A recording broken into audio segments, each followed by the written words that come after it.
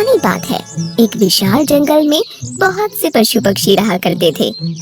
उनके बीच एक रंगीला नाम का बड़ा ही नेक हिरण भी रहता था। वो बहुत ही मेहनती, मिलनसार और परोपकारी था। वो अपने मन, कर्म और वचन से सबका ख्याल रखता था। किसी का स्वास्थ्य खराब होने पर वो हालचाल लेने के साथ साथ उसके उपचार की भी व्यवस्था करता था। वो जहाँ रहता था वहाँ अपने मेहनत से चारों तरफ हरियाली फैलाए रहता था।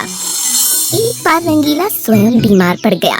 उसे ऐसा बुखार चढ़ा कि उतरने का नाम ही नहीं ले रहा था। उसने स्वयं कुछ जड़ी बूटियां खाईं, लेकिन कोई लाभ नहीं हुआ। उसकी बीमारी की खबर जंगल में फैल चुकी थी, लेकिन उसे देखने के लिए कोई नहीं आया। तब उसका मन अधिक मुरझा गया। उससे उठा नहीं जा रहा था।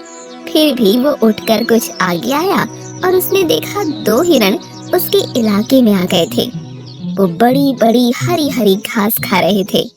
उन्होंने जब रंगीला को देखा तो मुस्कुराने लगे।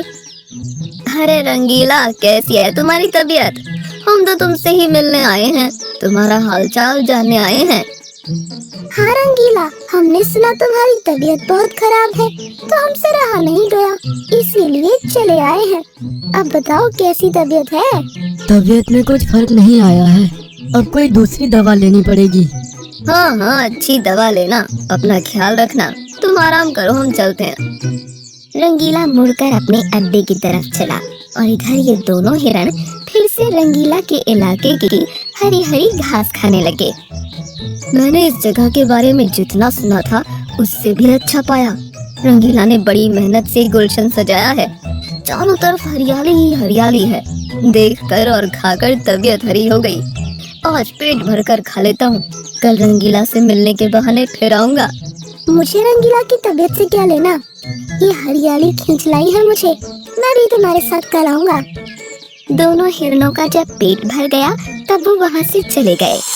अपने इलाके में जाकर वो रंगीला के इलाके की हरी हरी घास की तारीफ करने लगे। अरे भाई, यहाँ सूखी घास खाते पड़े हो। जाओ रंगीला के दरबार में, वहाँ चारों तरफ हरियाली ही हरियाली है। वहाँ जाओ, रंगीला का हालचाल पूछो और पेट भरकर हरी हरी घास खाओ। रंगीला बहुत अच्छा है, बड़ा नेक है। उसके बीमार होने पर भी हमें हरी घास खाने के लिए मिल रही है। इससे अच्छी बात और क्या हो सकती है? बहुत सारे हिरणों की टोली बन गई और सब रंगीला के पास पहुँच गए उसका हालचाल पूछने। पहले तो रंगीला को इस बात की बड़ी खुशी हुई कि कितने सारे लोग उसका हालचाल जानने के लिए आ गए। उसके बाद का नजारा देखकर उसका सर ही चकरा गया। सारे हिरण उसके इलाके की घास खाने में जुट गए थे। कुछ हिरण फल भी खा रहे थे। उनके पास सर उठाकर इधर उधर देखने की भी फुर्सत नहीं थी। रंगीला बेचारा मन ही मन सोचने लगा कि ये लोग मेरे पास 2 घड़ी भी नहीं रुके और घास खाने के लिए जुट गए। अब यही हाल रहा तो मेरे इलाके की सारी घास साफ हो जाएगी। मेरे खाने के लिए भी कुछ विशेष नहीं बचेगा। कुछ देर बाद रंगीला का एक मित्र मोनू भालू आ गया। उसे आने में देर हो गई थी। माफ करना दोस्त, मैं तुम्हारे लिए औषधि की तलाश में गया था और मुझे बहुत दूर जाना पड़ा। औषधि तो मिल गई, लेकिन आने में देर हो गई। इसे तुम खा लो और जल्दी से ठीक हो जाओ। रंगीला ने औषधि खाई और उसे कुछ समय के बाद आराम मिलने लगा। उसका दोस्त मोनू उसके साथ ही रुका रहा। 2 दिन के बाद रंगीला की तबीयत ठीक हो गई, लेकिन उसके खाने के लिए न घास बची थी न कोई फल बचा था। उसकी सारी मेहनत पर पानी फिर गया था। वो उदास हो गया। दोस्त रंगीला, मैं जानता हूँ ये मतलब का संसार है। ज्यादातर सब दोस्ती का दिखावा करते हैं, सब अपने फायदे की सोचते हैं। तुम चिंता मत करो, हम दोनों मिलकर गुलशन सजाएंगे, एक नई दुनिया बनाएंगे। इस कहानी से हमें इस बात की जानकारी मिलती है कि मन में कपट रखने वाले मित्र शत्रु से भी ज्यादा खतरनाक होते हैं। एक जंगल में एक हिरण घास खाने के बाद इधर उधर कूद रहा था। वो बड़ा सिर फिरा था। कभी पूरब में दौड़ता, कभी पश्चिम में, कभी उत्तर में जाता और कभी दक्षिण में छलांग लगाता चला जाता। उसे एक खरगोश ने देखा और समझाया। हिरण भैया जरा संभल कर कूदो, जंगल का इलाका है, कुछ भी हो सकता है। खरगोश भैया अपनी तो चाल निराली है, अपनी छलांग मतवाली है। इस जंगल का चप्पा चप्पा मेरे कदमों की आहट पहचानता है। तुम समझे कि नहीं समझे? मुझे लगता है तुम ज्यादा ही समझदार हो, तुम्हें अब समझाना मेरी ना समझी होगी। इतना कहकर खरगोश वहाँ से खिसक गया और हिरण महाराज की उछल कूद जारी ही रही। वो एक बार जोर से दौड़ा और दौड़ता ही चला गया। अचानक सामने पत्तियों के ढेर के पीछे एक गड्ढा आ गया। वो रुकते रुकते फिसल गया और गड्ढे में गिर गया। गड्ढा बड़ा था, इसलिए हिरण ज्यादा डर गया। वो बाहर आने के लिए कूदने लगा, लेकिन आ नहीं पाया। उसके बाद उसने मदद के लिए गुहार लगाना शुरू कर दिया। बचाओ बचाओ, मैं गड्ढे में गिर गया हूँ, निकल नहीं पा रहा हूँ, निकाल लो भाई, इस गरीब की पुकार सुन लो। उस गड्ढे से कुछ दूरी पर एक बंदर आ रहा था। उसके कानों में आवाज पड़ी तो वो चारों तरफ देखने लगा। उसकी समझ में नहीं आ रहा था कि आवाज आ कहाँ से रही है। चारों तरफ तो कोई दिखाई नहीं दे रहा, फिर ये आवाज कहाँ से आ रही है? कहीं कोई भूत तो नहीं? अरे मैं भूत नहीं हूँ, मुझे बचा लो, बड़ा उपकार होगा। अरे भाई तुम दिखाई क्यों नहीं पड़ रहे हो? क्या आकाशवाणी से बोल रहे हो? अरे मैं गड्ढे के अंदर हूँ, तुम्हें कैसे दिखाई दूंगा? गड्ढे के पास में आओ, मेरी मदद करो। बंदर को पास में पत्तियों के पास एक गड्ढा दिखाई पड़ा। वो धीरे धीरे पास में पहुंच गया। अंदर देखा तो हिरण महाराज मदद की विनती कर रहे थे। अरे हिरण भाई, तुम गड्ढे के अंदर कैसे पहुंच गए? भैया नासमझी के कारण बहुत बड़ा धोखा खा गया।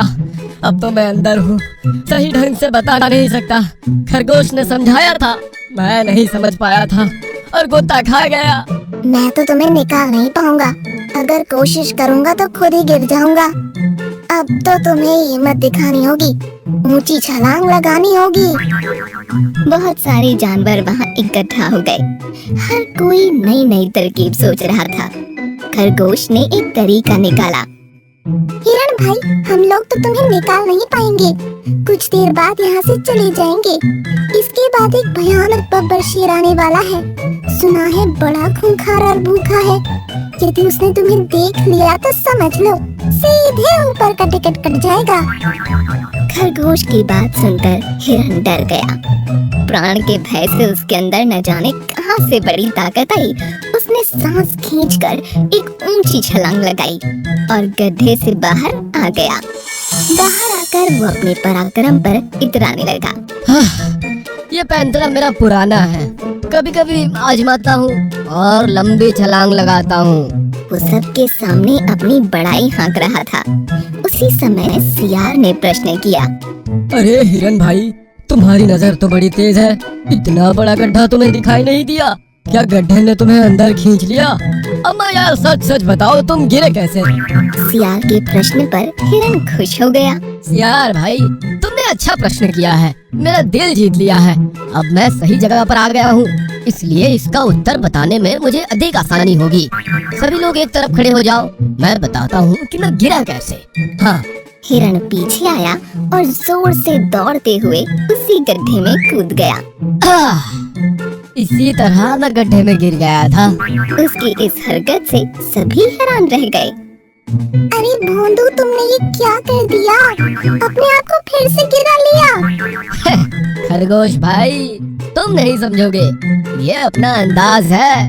अभी फिर से छलांग लगाऊंगा और बाहर निकल आऊंगा। ये कहकर हिरण ने ऊंची छलांग लगाई, लेकिन बाहर नहीं निकल पाया। 2-3 बार उसने कोशिश की, लेकिन सफल नहीं हुआ। ये हिरण दिमाग से पैदल है, भला कोई गड्ढे में फिर से गिरने का प्रयोग करता है। बार बच गया, फिर अपने ही मूर्खता से फंस गया। अब तो लगता है यह गड्ढे में ही रह जाएगा। नहीं नहीं, मैं गड्ढे में रहा तो शेर मुझे खा जाएगा, मुझे बचा लो यारो। बड़ी देर तक तमाशा चलता रहा। हिरण कूद कूद कर फिर से गड्ढे में फिसलता रहा। इसके बाद बड़ा जिराफ वहाँ आया। और उसने गर्दन को झुकाया।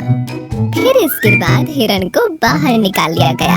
गड्ढे में गिरने के प्रयोग की मूर्खता दोबारा मत करना, वरना अंदर ही रह जाओगे। इस तरह से मूर्ख हिरण की जान बचाई गई और उसे सब जानवरों ने